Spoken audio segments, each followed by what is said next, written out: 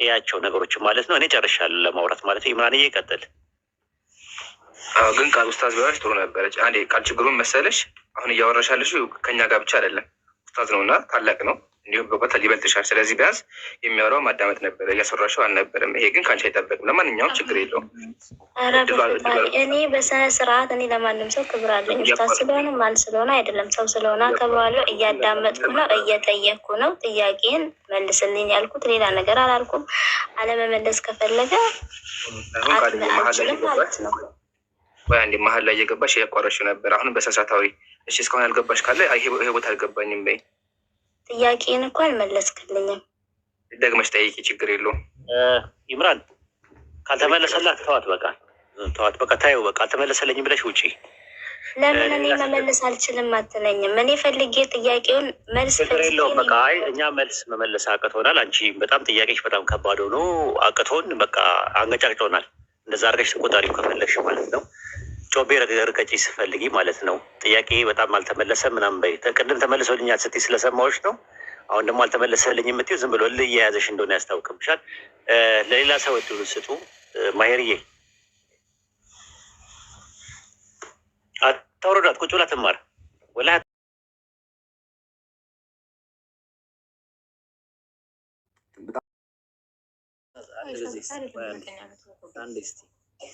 አንድ ጊዜ ቆይ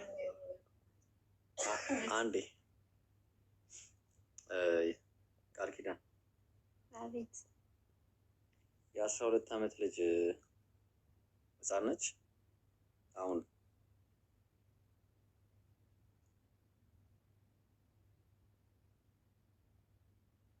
ትልቅም ህፃንም አይደለችም። የ12 ዓመት ልጅ እኮ አሁን ታግባ ብትባይ ብለሽ ትፈቅጃለሽ? አንቺ ልጅ ቢኖርሽ የ12 ዓመት ልጅ አልፈቅድም። ማሄር ክፈትና አሳያት። ማሄር አለ ወይ? ከአንዲስታ ከርኩት 9 ከ12 የሚያገናኘው ነገር የለም። ችግር የለውም። አሁን እኮ በቃ ጨረስን እኮ ቃል ኪዳን ምን እንክፈት? እዚህ እንከፍታለን። ችግር የለውም። እኛ አለን። አይ ተካርጎብኛል እንዴ? ሪሰርች ማድረግ አለብን። እኔ ልከፍት እችላለሁ። መልሰህ ታስገባዋለህ የኛውን አካውንት። ቆይ ከፍቼ እኔ ላሳያት። እስከዛ ሪሰርች እኔ 12 ምን ይሰራልኛል? መለስኩልህ እኮ እኔ ራሱ ትልቅም ህፃንም አይደለችም ማለት አሁን ትደሪያለሽ ወይ? አሁን ትደሪያለሽ ወይ? እዛ ጋር እኮ በራሷ ፍላጎት ማግባት እችላለሁ ብላለች እያልከኝ ነው። የ9 ዓመት ልጅ እዚህ ጋር ደግሞ አንተ ትፈቅጃለሽ ወይ ነው ያልከኝ። እዛ ጋር ራሷ ልጅቷ ፈቅዳለች። ቃልዬ ትደሪያለሽ አሁን አንቺ ብቻ ይኸውልህ፣ በመጀመሪያ የኔም ፍላጎት አይደለም። እዚህ ጋር ትደሪያለሽ ወይስ አትደሪም? ኢምራን መጣ። በቃ ማሻአላ ኢምራን ቀጥል እስቲ። ባላ ድክም ብሎኛል። ሲቀጥል ስለደከመ ነው ማታወራኝ። ወአለይኩም ሰላም ወራህመቱላህ። በልከ ቀጥል እስቲ። ላላ ሐቢቢ ሐሳቡ አሁን ገና ያዩ ሐሳቡ ምንድን ነው? ኧረ ከሐሳቡ ቀጥሎ እንትን ነው ህፃን ማግባት ምናምን። ስለዚህ ነው እስቲ ትልቁ ላይ ኦኬ ኢንሻአላህ። እሺ ስማ ማን ነው ወገናችን? ሁላችሁም መጀመሪያ ሰላም ብያለሁ። ሀባቢ ከታችም ያላችሁ ከላይም ያላችሁ ወንድሞች እንዲሁም ወንድም ማሄ ስላየው ደስ ብሎኛል። እሺ ያ ረቢ ስምሽ ማን ነው ወገናችን? ቃል። እሺ ቃል ሰላም ብያለሁ። ሚውት ነሽ? ቃል ኪዳን። ኦኬ እሺ ያው እየተወራ ያለው ስለ ህፃን ልጅ ጋብቻ ነው አይደለ ወገናችን? ቃል አይዋ ኢንሻአላህ። እዛ ያልገባሽ ጥያቄ አቅርቢልኝና ከአንድ አዲስ እኔ ጋር እንጀምር እስኪ። አንድ ሁለት ነገሮችን በቻልነው እንወያይ። እኔ እያልኩ ያለሁት ፋጢማ በስንት ዓመቷ ነበር ለትዳር የተከለከለችው አልኩት። እድሜዋ ሊነግረኝ አልፈለገም። አይሻ ደግሞ 15 እሺ 15 ዓመቷ እንደሆነ እሱን ማየት እፈልጋለሁ። ከዛ በቀጠል ደግሞ አይሻ የ9 ዓመት ልጅ ነች እና ራሷን በራሷ ማግባት እፈልጋለሁ ብላ መናገር ማለትም ማገናዘብ ትችላለች። ለትዳር የደረስኩ ነኝ ብላለች። እንዴት ነው የ9 ዓመት ህፃን ልጅ ትዳር ራሱ ምን እንደሆነ በማታውቅበት እድሜ እንዴት ነው ፈቃደኛ ልትሆን የምትችለው? እና የ12 ዓመት ልጅ ማግባት ትችላለች ብሎ ሊያሳየኝ ይሞክራል። 9ና 12ን የሚያገናኘው ነገር የለም። እኔ እያልኩ ያለሁት ስለ አይሻ ብቻ ነው። አይ በክርስትናው አክቹዋሊ በ7 እንደሚያገባው ቆይ እናሳይሻለን፣ ችግር የለውም። አሁን ከመጀመሪያው ስንነሳ ቃልዬ አንድ ሴት ለማግባት መጀመሪያ ማድረግ አለባት ቤተሰቦቿ ፈቃደኛ መሆን አለባቸው አይደለ? አይዋ ቤተሰቦቿ ፈቃደኛ እና እሷ ፈቃደኛ መሆን አለበት አይደለ? ኦኬ ማሻአላህ። እሺ መጀመሪያ የአይሻ ቤተሰቦች ፈቃደኛ ነበሩ? ንገረኝ። እሱንማ ከእናንተ ልሰማ እኮ ነው የመጣሁት። እኔ ብዙ ማውቀው ነገር የለም። እሺ መጀመሪያ እንግዲህ ነቢዩ ሰለላሁ ዐለይሂ ወሰለም አይሻን ላግባ አላሉም። የአይሻን ማግባት ሀሳብ ያመጡት ራሱ የነቢዩ ሰለላሁ ዐለይሂ ወሰለም ተከታዮች ወይም ደግሞ አንድ ሴት ናት። ስሟን ክፍለሽ እነግርሻለሁ። አቡበከር ረዲየላሁ አንሁ ልጅ አለው እና ልጇን ልዳርልህ ብላ ጠየቀች። ከዛ በኋላ አቡበከር ደስተኛ ነው። አቡበከር አባትየው ፈቃደኛ ነበር። አባትየው አቡበከር ረዲየላሁ አንሁ የአይሻ አባት አቡበከር ረዲየላሁ አንሁ ፍቃድናም ደስተኛም ነበር። ስለዚህ መጀመሪያ ፈቃደኛ ነበር አልነበረም? ቤተሰቦች ነበሩ አይደለ? አይደለ ወገናችን ቃል ኦኬ እየሰማሁ ነው። አዎ ፈቀደልኝ። አሁን ደግሞ ቀጥሎ ወደ አይሻ እንምጣ። አይሻ ፈቃደኛ ነበረች ወይስ አልነበረችም ወደሚለው እንምጣ ደግሞ። እሺ አሁን አንድ ያተልቁኝ።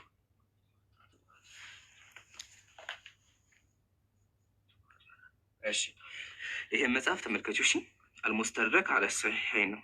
በአማርኛ ቢሆን እኔ ማንበብ እችላለሁ። እኔ ቁርአን አላውቅም። ችግር የለም። እኔ አንቺ አላረና ስለማች እኔ ተረጉምልሻለሁ። ችግር የለውም። እንደዚህ ይላል። ትርጉም ካላመንሽኝ ደግሞ ከፈለሽ ክርስቲያን ወገኖቻችን ጠይቂያቸው። ምንም ጥርጣሬ የለውም። እንደዚህ ይላል ሐዲሱ። በአማርኛ የለህም አንተ? የአማርኛ የለው፣ አልተተረጎሙም ወደ አማርኛ። ሐዲሶች በሙሉ ወደ አማርኛ አልተተረጎሙም። እሺ ወገናችን። እሺ እኔ ግን ችግር እኔ አረብኛ ስለምችል ይቻለ ተረጉምልሽ። እንደዚህ ይላል ሐዲሱ። ያው ሀሳቡን መሰለች ነቢዩ ሰለላሁ ዐለይሂ ወሰለም ለአይሻ ምርጫ ቀረቡላት። ተመልከቺ። አማ ተርደይና አንተኩኒ ዘውጀቲ ፊ ዱንያ ወልአኺራ አሉ። አይሻ ሆይ በዚህ ዓለምም በቀጣይም ዓለም ሚስቴ መሆን ትፈልጊያለሽ አትፈልጊም? ማለት ነቢያችን። አይሻ ምን አለች እዚህ ጋር? ያው ቁልቱ በላ ወላህ፣ ቁልቱ አዎ እፈልጋለሁኝ፣ ወላሂ በአላህ ይሁን በአምላክ ይሁንብኝ ይፈልጋለሁኝ። ፈቃለ ነቢያችን ምን አሉ? ፈአንቲ ዘውጀቲ ፊ ዱንያ ወልአኺራ፣ ፍቃደኛ ከሆንሽማ በዱንያም በአኺራም ሚስቴ ነሽ አሏት። አየሽ ቃል አይሻ አይደለም? አንቺ መቀበል አንቺ ተቀበልሽ አልተቀበልሽ መጽሐፋችን መጀመሪያ ይሁንና ወደ አንቺ ሀሳብ ደግሞ እኔ አንተ ከምትለኝ ነው እንጂ የምሰማው በአይን ያየሁት ነገር የለም። የተጻፈውን ያላነበብኩትን አሁን የተጻፈው መጽሐፋችን ላይ አይሻ ፈቃደኛ እንደሆነች አይደለም? አንተ ስላልከኝ ነው። አንተ የምትናገረውን ከመስማት ውጭ እርግጠኛ የሆንኩበት ነገር የለም እኮ። አሁን እዚህ ጋር ያየሁት ነገር የለም።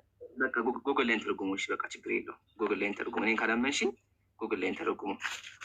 የ9 ዓመት ህፃን ልጅ እንዴት ነው ትዳር ራሱ ምን እንደሆነ እንዴት ልታውቅ ትችላለህ? አይደለም ፈቃደኛ ሚስት ለመሆን ቀር እሱ ላይ ደግሞ በጣም ችግር የለውም ወገናችን። አይሻ ረዲየላሁ አንሃ አእምሯ እንደደረሰ ብልጥ እንደነበረች ወላ ሀታ አእምሯ ሰፍቶ ሰዎች እንደምታስተምር እሱን ደግሞ አሳይሻለሁ ኢንሻአላህ። ረጋቤ እሺ። እሺ አሁን ይሄ መጀመሪያ ቃል በቃል ተርጉምልሻ። አማ ተርደይነ አን ተኩ ቃለት በላ። ያው አማርኛ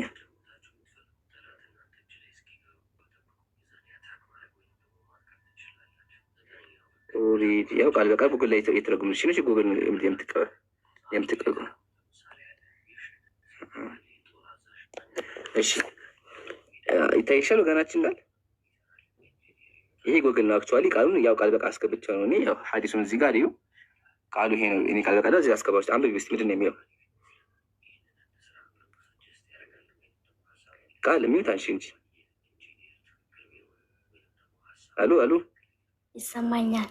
እስቲ አሁን አንብቢው። ያው አረበኛ አላምንህም አልሽኛው፣ በአማርኛ አድርጌልሻለሁ። አንብቢው። እሺ መልሳ።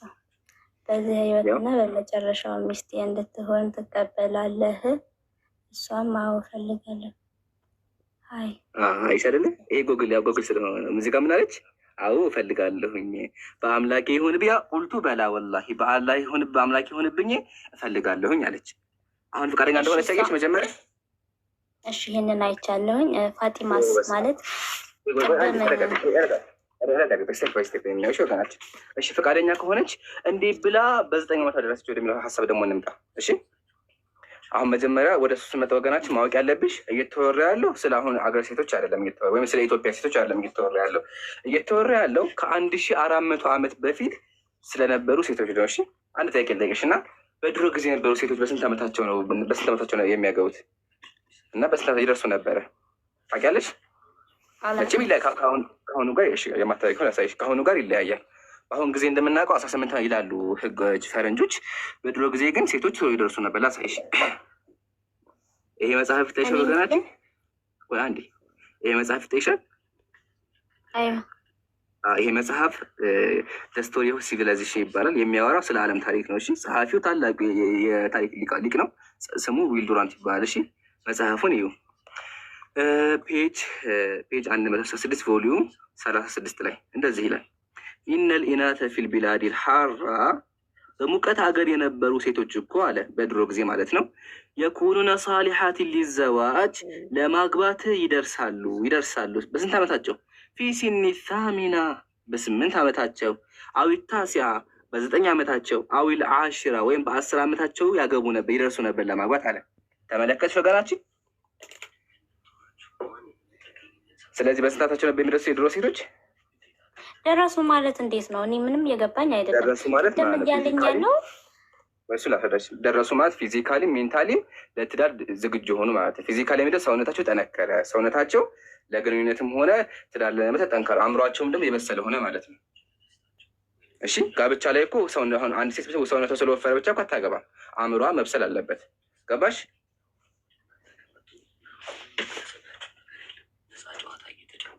ወገናችን እየሰማሁ ነው ግን እሺ ገባሽ? አሁን ያልኩት አንቺ ማመን ያቃተሽ ለምንድን ነው? እንዴት ልመን? 9 ዓመት እንዴት ነው? እሺ ቆይ በእናንተ አሁን ያቀረብኩት በሚል የተደነገገ ነገር አለ። አንዴ ወደ እሱ እመጣለን። እሺ ወደ ክርስትና እመጣለን፣ ግን እስልምና ላይ መጀመሪያ እንጨርስ። አሁን የሰዎች ከምንድን ነው መጀመሪያ አውቀሻል? ከምን እንዳሳየሁሽ ከእስልምና መጽሐፍ ከዋለ የሚያሳየው ከታሪክ ነው። ታሪክ ራሱ ከፍተሽ ብታነቢ ሴቶች በዛን ጊዜ በ9 ዓመታቸው ይደርሱ ነበር አለሽ። አንቺ ማነሽ? አንቺ እንደምን ታሪክ ነው? ታሪክ ራሱ የዓለም ታሪክ ምን አለ? ሴቶች በድሮ ጊዜ በ7 ወይም በ8 ወይ በ9 ዓመታቸው ያገቡ ነበር ይደርሱ ነበር አለ። አይሻም ደግሞ ደርሻለሁ ፈቃደኛ ነኝ አለች አይሻ። እሱን ደግሞ ላሳይሽ። አይሻ በራሷ የተናገረችውን ደግሞ ላሳይሽ ወገናች፣ ላሳይሽ።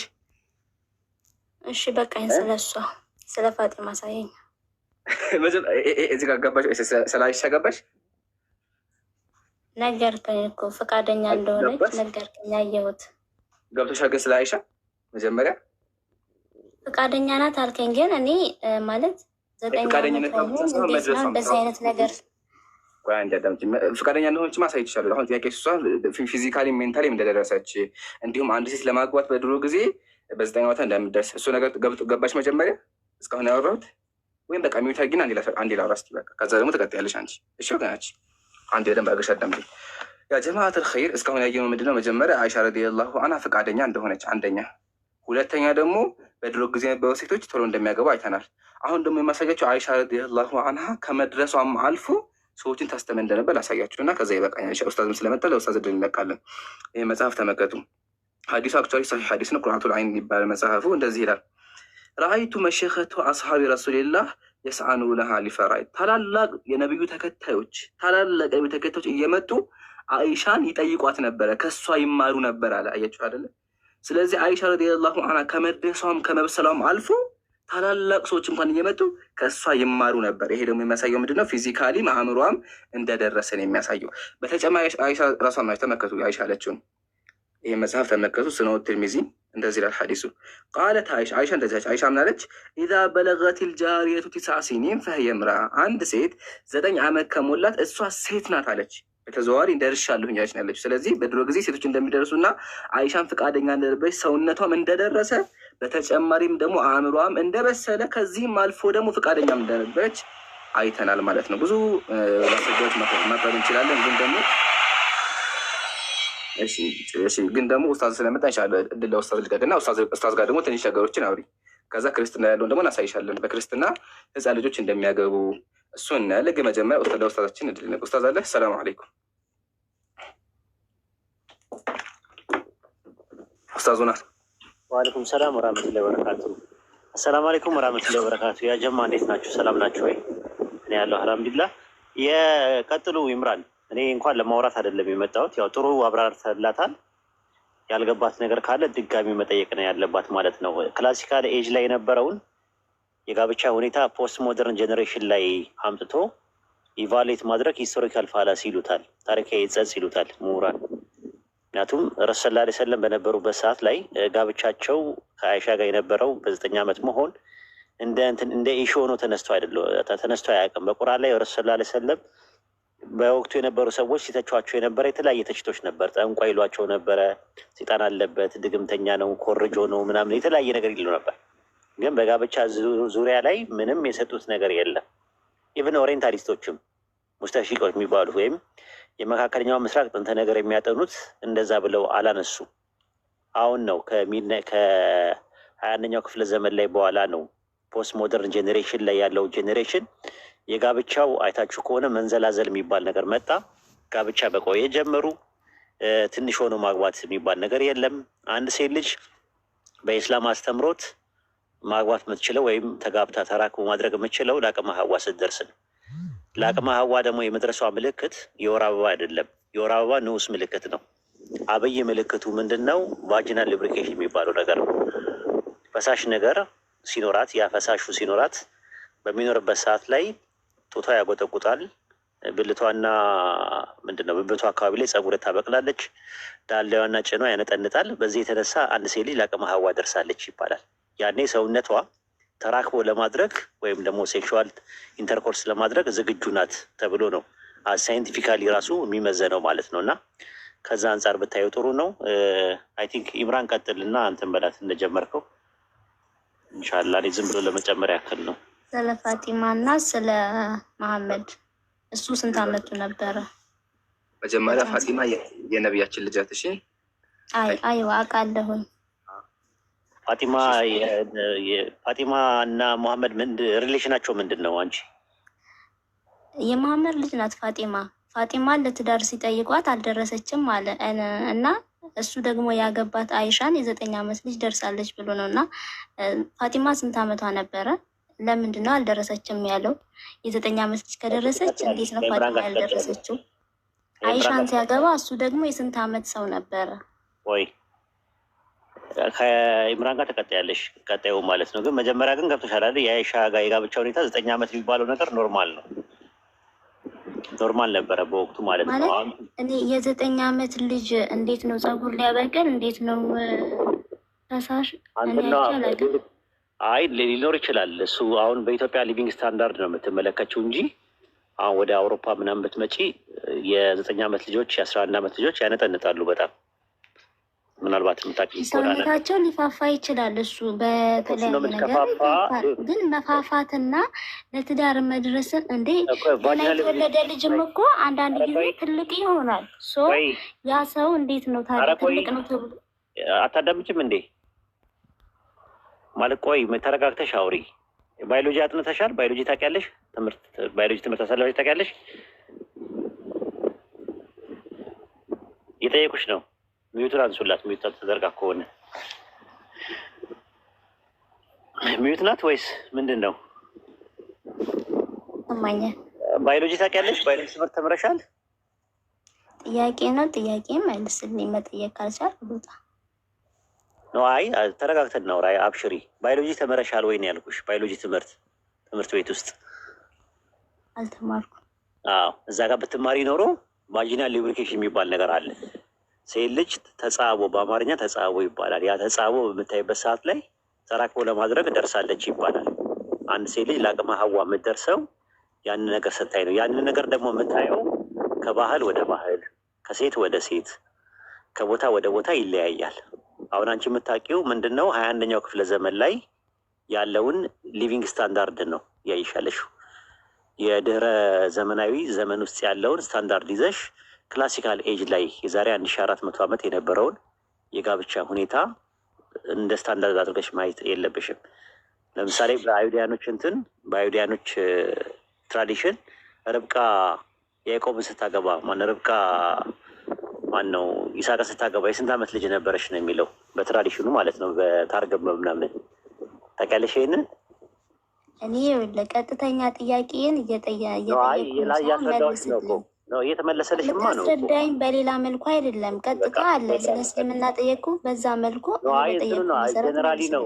ቆይ አትቆጭኝ፣ ማለት መንፈሳዊ ነገር ነው የምናወራው። እየተቆጣሽኝ ነው ያለሽው፣ እየተናደልሽ ነው ያለሽው። ለምን ተመለሰ መሰለኝ እኮ። ተረጋጊያ፣ ተረጋግተሽ እንትን በይ።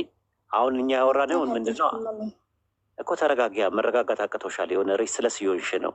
እንደዛ ሳትሆኚ በቃ ተረጋግተሽ፣ ምንም የሚያቻኩል የሚያጣደፍ ነገር የለውም። እና እኔ እያወራው ያለሁት ጀነራሊ ነው። የተለያየ አንደኛ ሳይንቲፊካሊ እያወራው ነው ያለሁት። ከቁርአንና ከሀዲስ አንጻር ምንም ችግር የለውም። ከሎጂክም አንጻር እያየሁልሽ ነው ያለሁት። እንደና ደግሞ ቢብሊካል ኤቪደንስ ሳይሆን ታሪካዊ ዳራዎችንም እያየሁ ነው ያለሁት። ከተለያየ አንግል እንድታዩ ነው ጉዳዩን። ካልተመቸሽ ግን ችግር የለውም። ኢምራን ቀጥሉ። በቃ ማወቅ አልፈለገችም እንግዲህ ያመልጣታል። ጦስሽን ይዞ ሂድ እንዴ። እየጠየቁ እኮ ነው። ማወቅ አልፈለገችም ምን ማለት ነው? አይ እንትን ነው በቃ እንደዚህ መልስልኝ፣ እንትን በልልኝ፣ እንትን ትጣልፈሻል እና የሆነ ሬስ ስለሆነሻል። ጥቅሙ ለራስሽ ነው።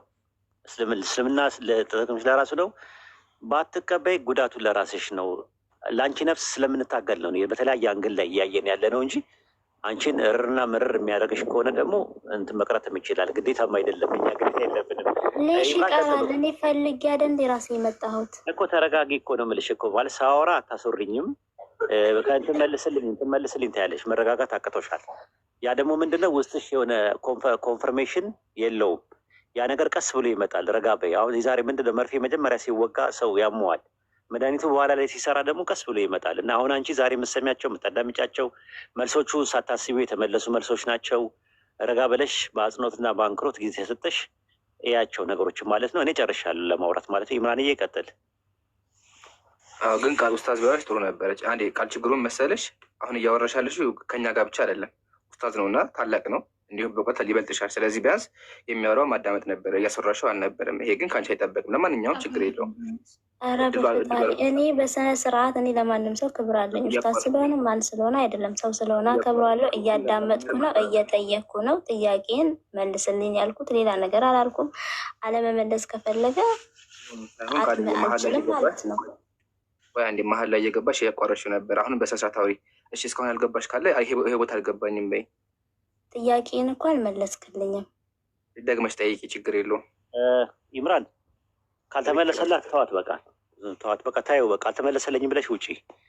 ለምን እኔ መመለስ አልችልም አትለኝም? እኔ ፈልጌ ጥያቄውን መልስ ችግር የለውም። በቃ አይ እኛ መልስ መመለስ አቅቶናል። አንቺ በጣም ጥያቄሽ በጣም ከባድ ሆኖ አቅቶን በቃ አንገጫጭቶናል። እንደዛ አድርገሽ ተቆጣሪው ከፈለግሽ ማለት ነው። ጮቤ ርቀጪ ስፈልጊ ማለት ነው። ጥያቄ በጣም አልተመለሰም ምናምን በይ። ቅድም ተመልሶልኛል ስትይ ስለሰማዎች ነው።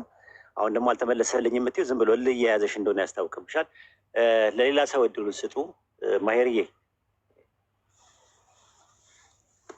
አታውርዷት፣ ቁጭ ብላ ትማር። ወላሂ አታውርዷት። ማሄርዬ አሰላሙ አለይኩም ወራህመቱላሂ ወበረካቱ። አታውርዷት፣ ቁጭ ብላ ትማር። በቃ ምንም እንትን የለውም። በቃ እንዲህ አይነት መንፈስ ሲኖር ዝም ማለት ይመረጣል። ምክንያቱም ሆን ብለው ራሷን የምትጎዳው እኛ እንጎዳም። ምንም የምትምድለው ነገር የለም። ይሄ ሁላ ህዝብ በሚያዳምጥበት ሰዓት ላይ ትልቅ ትምህርት አግኝታ እንትን ማለት ትችል ነበር። ኤኒዌይ መቀጠል ትችላላችሁ። አስገቧት። እልህ አይያዛችሁ ነው። እልህ አይያዛችሁ ስትጠይቁ ለመማር ከሆነ አሁን ኡስታዝ መጥቶ እልህ መጋባት ማለት አግባብ አይደለም እና ለመማር ጠይቁ ስትጠይቁ። አጠገቧ ሙስሊም ናት አይደል ያለችው? በሙስሊም አካውንት ነው የመጣችው። አዎ ሙስሊም አጠገቧ ሙስሊም ያለች አስገቧት። አይ አስገቧትና በቃ እንትን አለ ማለት ነው። እንትን ነው አንዳንዴ ኔጌቲቭ ሜንታል አቲቲዩድ ስትይዝ እንደዛ ነው። አሉታዊ የሆነ አመለካከት ይዘህ ስትመጣ ያስቸግረሃል፣ ራሱ ይተናነቀሃል። እና ሲተናነቃት ስላየው በቃ ማለት ብዙ መጫን ብዙ አስፈላለግ በግድ ማሳመን በግድ እንትን ማለት ስለማይቻል ከዛ አንጻር ነው ያለው። ኢምራን እየቀጥል አምር ስንት ዓመቱ ነበር ማለት አካውንቱ ማለት ነው። ቆይ አንዴ ክፈችው እስቲ ያረቢ ክፈችው። ሚዩቱን አንሳላት ማሄርዬ። አጠገብ ሙስሊሟን አገናኘኝ አንዴ። ሙስሊሟን አገናኘኝ። ሚዩት አድርጋው ነው ራሷ ማሄርዬ። እያወራሽ ከሆነ ሚዩት ነሽ። ራሷ ናት ሚዩት ያደረገችው። ሚዩቱን አንሺው ሙስሊም እህታችን። ሙስሊሟን እናዋራት። አሁን በእሱ አካውንት ነው እየተጠቀምሽ ያለሽው። ስለዚህ አንቺ ዝም በይና አንድ ጊዜ ሙስሊሟን እናወራ። ያ ረቢ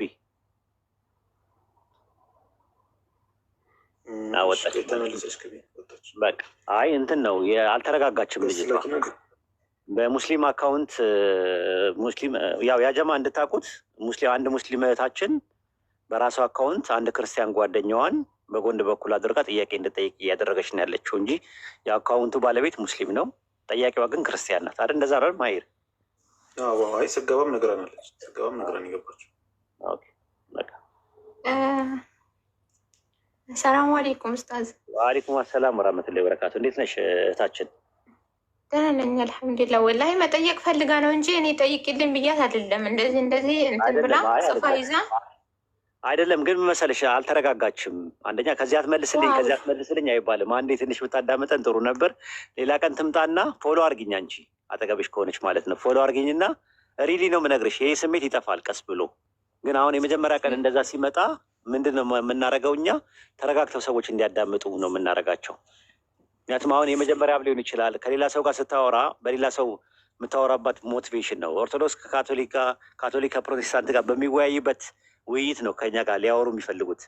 እኛ ቤት እንደዛ አይደለም። ኤቪደንስ ላይ ነው የተመሰረተው፣ መረጃ ላይ ነው የተመሰረተው፣ ማስረጃ ላይ ነው የተመሰረተው። በዛ ላይ ደግሞ ሀሳብ ላይ ነው የምናተኩረው። ሀሳቡ ምንድን ነው? ትክክል ነው ወይስ አይደለም ነው። ፐርሰናል የሆነ ነገር የለውም። ከተሻለ አንደኛውን ለማንቋሸሽ ምናምን የሚባል ነገር የለውም። ፐርሰናል የሆነ ነገር የለውም። እና ከዛ አንጻር ስላልተረዳችሁ ነው። እና ፕሪሰፖስት የሆነ አንደርስታንዲንግ ይዛ ነው የመጣችው። መቅደመ ልባዊ መረዳት ይዛ ስለመጣች ትንሽ ተቸግራለች የሆነ ከኛ ጋር ኮሚኒኬት ለማድረግ እና ይሄ የኮሚኒኬሽን ባሪየር ይባላል በሳይኮሎጂ ማለት ነው። ምንድን ነው የኮሚኒኬሽን በአማርኛ ምንድን ነው? የግንኙነት የፐብሊክ ግንኙነቱን ባሪየር የሆነ ነገር ጋር እንትን ምንድን ነው ጋሬጣ ማለት ነው። ጋሬጣ ተፈጥሮባት ነው። እና አብሽሩ ይህን ይመስላል። ቀጥሉ።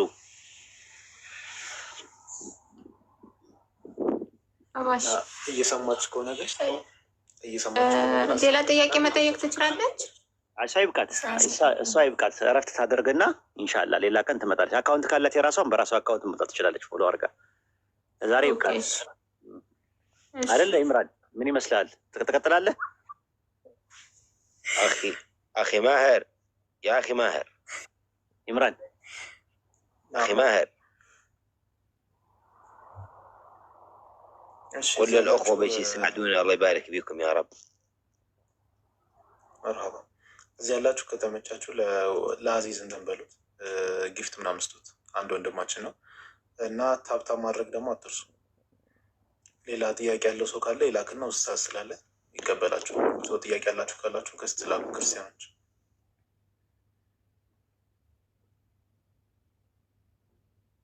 እዚህ ፖይንት ላይ ግን ቆይ አንድ የሆነ ነገር ባሳያችሁ ደስ ይለኛል። ጀስት የሆነ ሙስሊሞች የሆነ ሀሳብ ክሬት እያደረግን የራሳችንን እንትን ለመሸፋፈን ምናምን የምንሞክር አይምሰላችሁ። ላይ ከሪያሊቲው አንጻር ነው። በቃ እውነታው ምንድን ነው የሚለው የነበረበት ሁኔታ ያኔ ሲኖሩ የነበሩት እንዴት ነው ምናምን የሚለውን ነው የምንመለከት። አሁን ያለንበት ማለትም ፕሬዘንቲዝም ፋላሲ መስራት የለብንም። አሁን ያለንበትን ሁኔታ ወስደን ከዛ ድሮ የነበረው ነገር ላይ አናስቀምጠው ለማለት ያክል ነው። እና በፊት ላይ እንዴት ነበረ የሚለውን ለምሳሌ የተለያዩ ትራዲሽኖችን ላሳያችሁና ከዛ ኡስታዝ ይቀጥላል። ጥያቄ ያላችሁ ጠይቁታላችሁ ኡስታዝ። ይህ አሁን ምን ላይ መሰላችሁ? ታልሙድ ላይ ነው። ታልሙድ ላይ ስለ አንድ ሴት ያወራናል። ማን ስለምትባል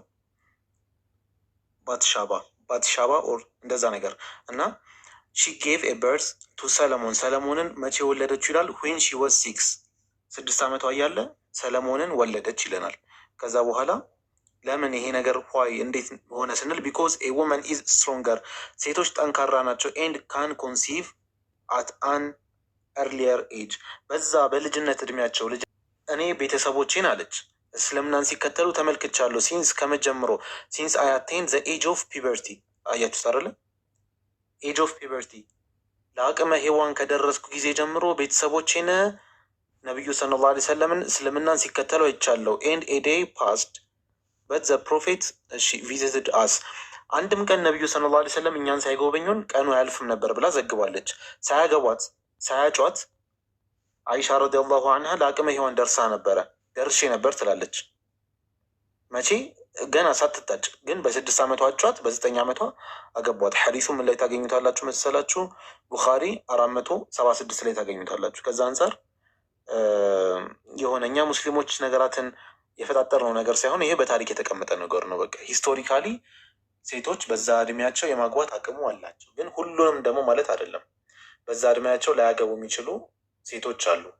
መሰለን እሷ ያነሳችው ፋጢማ እድሜዋ ቁጥሩ ቢጨምርም ግን ደግሞ ዝግጁ አልነበረችም። ዝግጁ ስላልነበረች ነቢዩ ሰለላሁ ዐለይሂ ወሰለም ፈኢነሃ ሰጊራ ብለው ተናገሩ ማለት ነው። እሺ ረጅም ሰዓት ያስኩኝ። ያውፍ በሉ። ጥያቄ ያላችሁ ቀጥሉ። ኡስታዝ አለ እና ታብታብ እያደረጋችሁ ከላይ ልሆንላችሁ እና እንዲመቻችሁ። በነገራችን ላይ ኢብራሂም ነው የሚታየን ከስር ያለው። አዎ አካውንት ቀይሮ መጡ። ሰላም አለይኩም ኡስታዝ። ወአለይኩም ሰላም ወራህመቱላሂ ወበረካቱ። በጎሪጥ አርፈተ ነው አይደል የምታዳምጠው? ታዲያስ ኡስታዝ? አዎ ኡስታዝ፣ እንዴ መቅሰም አለብን። አይ እንደዛ አይደለም። ራሱ ቅድም እኮ ያለውበት ቦታ የሚመቸኝ አልነበረም። ይሄ ፊሎሎጎስ የሚል ጋር ማውራት ፈልጌ ነበረ። ጠይቅ ኡስታዝ አለ ይመልስ። እሺ ቁርአን ላይ ማለት ነው ሰማይን በብዙ ቁጥር ሲገልጽ ምድርን ደግሞ በነጠላ ለምን ይገልጻል? ጥያቄ ለምጠይቅ ነበር።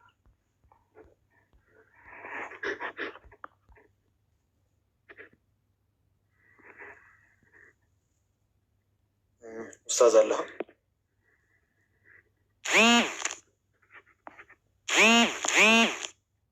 እሺ ኡስታዝ አልተመቸውም ነበር መሰለኝ። ሰላም አለይኩም ወራህመቱላሂ ወበረካቱ። ምን ነበር ጥያቄው?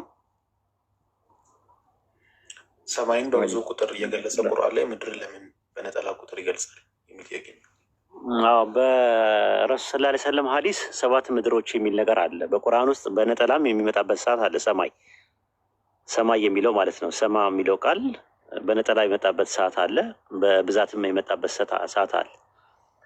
በሱረቱል ሙንተሂና ምዕራፍ 65 ቁጥር 12 ላይ ስትመለከተው አላህ ያ 7 ሰማያትን የፈጠረ ነው ከምድርም መሰላቸውን ፈጥረዋል ይላል። መሰላቸው ሙፈሲሮች ያስቀመጡት 7 ብለው ነው።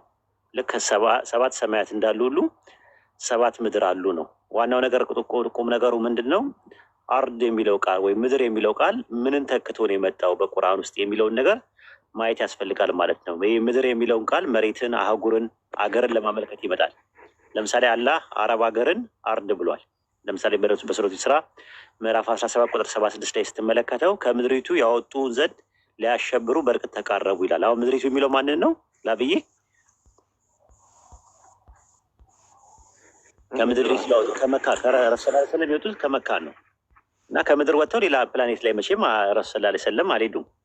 በሱረቱ አንፋል ምዕራፍ 8 ቁጥር 30 ላይም እንደዛ ነው። እነዚያ የካዱት ሊያስሩ ወይም ሊገድሉ ወይም ከመካ ሊያወጡ ይላል።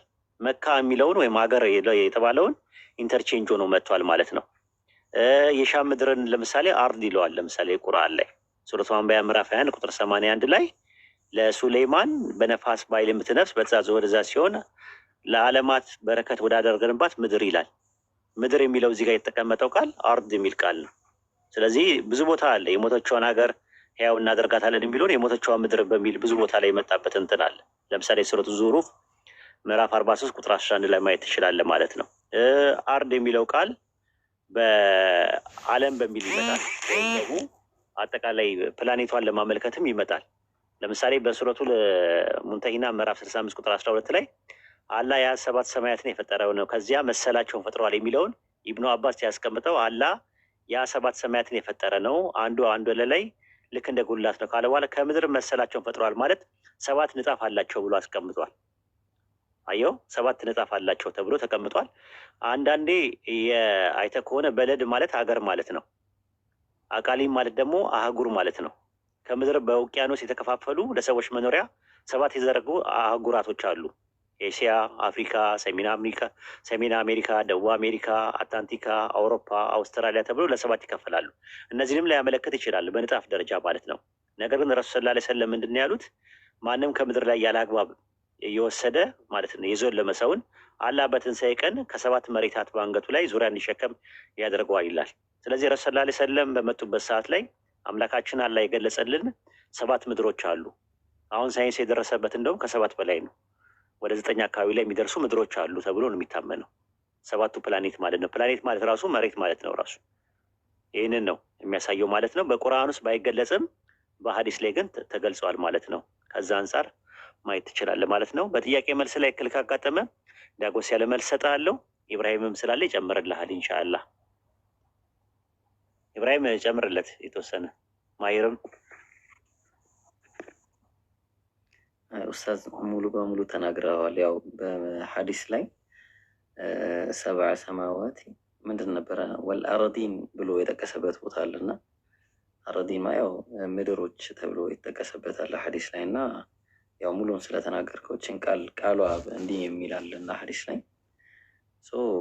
ተጠቅሷል ነው በአጭሩ። ሙሉ ነገሩን ኡስታዝ አብራርቶታል።